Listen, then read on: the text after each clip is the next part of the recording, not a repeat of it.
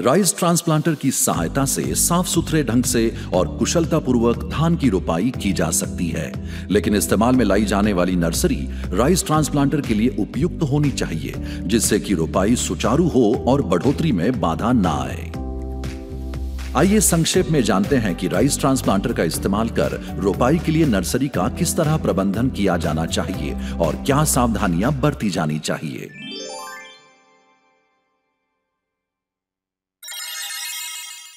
अब आइए नर्सरी तैयार करने की विधि पर नजर डालें।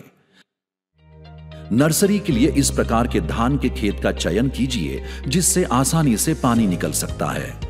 जुताई कर मिट्टी तोड़ने और सतह को समान रूप से समतल करने के लिए रोटरी टिलर का इस्तेमाल करें, नहीं तो नर्सरी की बढ़ोतरी एक समान नहीं होगी। इस प्रकार के खेत का इस्तेमाल करने से बचें जिसमें सब्जियां उगाई गई हैं, क्योंकि इस प्रकार के खेत की मिट्टी में जीवाणुओं की भरमार होती है।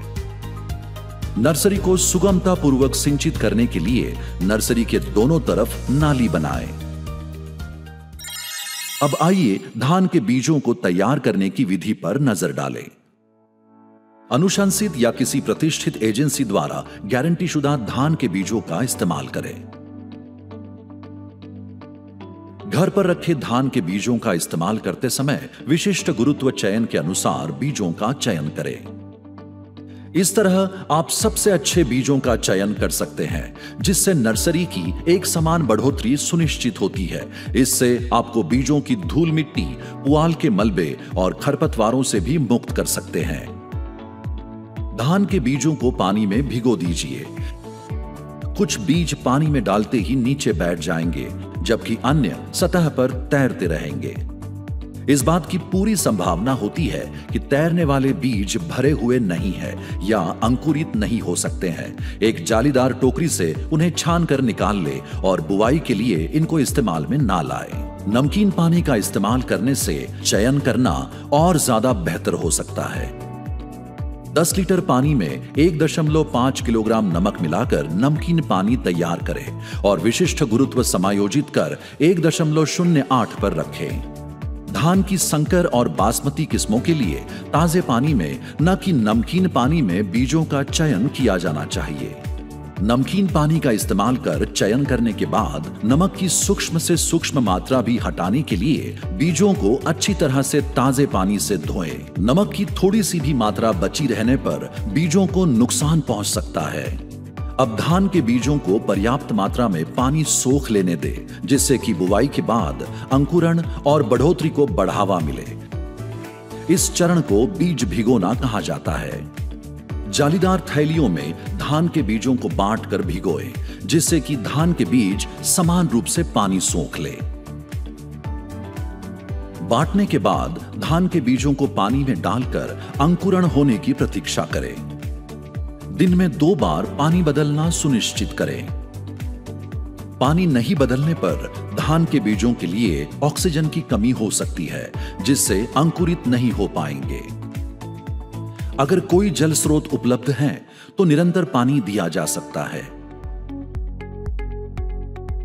धान के बीजों द्वारा पर्याप्त पानी सोख लिए जाने और इस तरह फूल जाने पर बीज भिगोने का काम पूरा हो जाता है। बहुत ज्यादा अंकुरण न होने पाए, इसको लेकर सावधानी बरतें। धान के अंकुर लगभग 1 मिलीमीटर हो जाने पर बुवाई के लिए सबसे ज्यादा उपयुक्त होते हैं।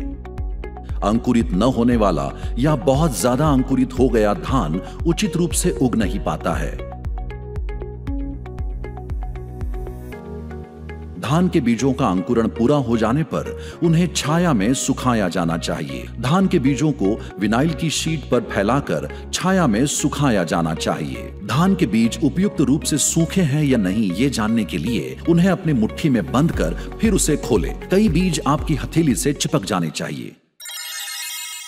अब आइए बुवाई प्रक्रिया पर नजर डालें।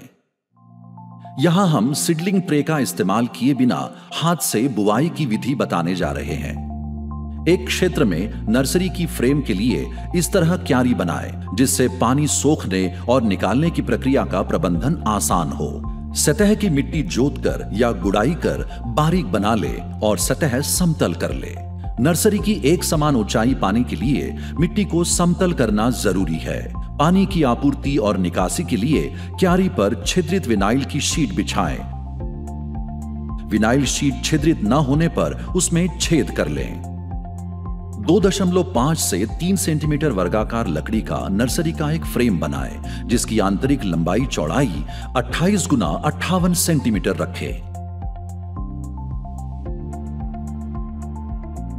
क्यारी की मिट्टी 2 से 2.3 सेंटीमीटर की मोटाई में होनी चाहिए और सतह समतल होनी चाहिए।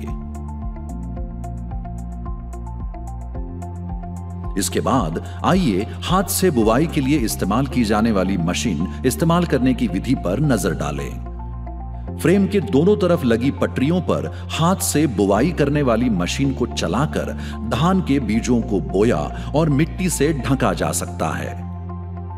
बुवाई करने वाली मशीन चलाने के लिए पटरियों के रूप में इस्तेमाल करने के लिए लकड़ी का एक फ्रेम बनाएं। फ्रेम इस प्रकार बनाएं कि ये नर्सरी की फ्रेम के अनुरूप फिट बैठे। चित्र में अनुशंसित लंबाई चौड़ाई दर्शाई गई है। बोए जाने वाले बीजों की मात्रा तय करने के लिए पहले परीक्षण के तौर पर बुवाई की जाती है। अगर पटरियों के लिए लकड़ी के फ्रेम का इस्तेमाल नहीं किया जाता है तो नर्सरी की फ्रेम के दोनों तरफ एक एक लकड़ी का लट्ठा रखें।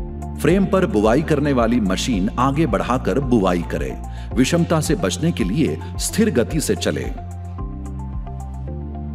तेज गति से चलने पर कम बीजों की बुवाई होती है और धीमी गति से चलने पर अधिक होती है। अगर कोई क्षेत्र बीज रहित है तो वहां हाथ से बुवाई करें। हाथ से बुवाई के लिए क्यारी की मिट्टी में हाथ से समान रूप से बीजों की बुवाई करें।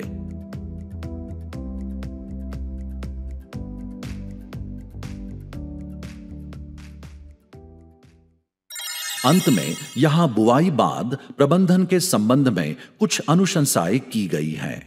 सभी नर्सरी की ऊंचाई लगभग 5 किलोमीटर हो जाने पर अंकुरण पूरा हो जाता है। नर्सरी की पत्तियों को धूप से होने वाले नुकसान से बचाने के लिए और अचानक बारिश द्वारा नर्सरी को बहा ले जाने से बचाने के लिए नर्सरी की सभी ट्रे को जाली से ढक दे। दिन के दौरान बहुत ज्यादा तापमान या भापार से झुलसने से बचने के लिए समय समय पर हवादार बनाते रहें।